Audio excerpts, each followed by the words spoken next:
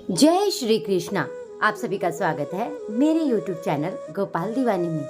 आज हम आपको हनुमान जी की मंगलवार की व्रत कथा का रसपान करवाने जा रहे हैं। आप सभी से अनुरोध है कि कथा को पूरा सुनकर जाएं। आइए कथा आरंभ करते हैं। प्राचीन समय की बात है कि किसी नगर में एक ब्राह्मण दंपति रहते थे। उनके कोई संतान न होने के कारण वह बेहद ही दुखी थे। हर मंगलवार ब्राह्मण वन में हनुमान जी की पूजा करने जाता था और वह पूजा करके बजरंगबली से एक पुत्र की कामना करता था। उसकी पत्नी भी पुत्र प्राप्ति के लिए मंगलवार का व्रत करती थी।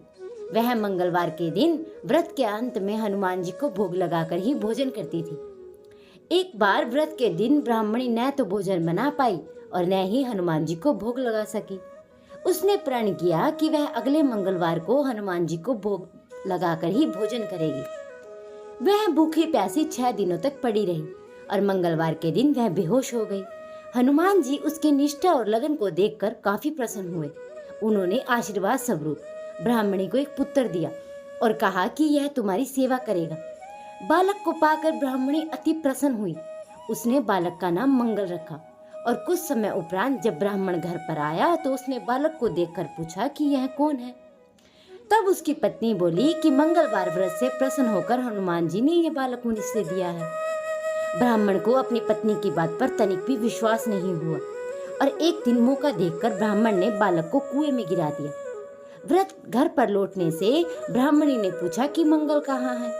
तभी पीछे से मंगल मुस्कुरा कर वापस आ गया और उसने देखकर ब्राह्मण आश्चर्यचकित रह गया। रात को हनुमान जी ने उसे सपने में दर्शन दिए और बताया कि यह पुत्र उसे ही उन्होंने दिया है।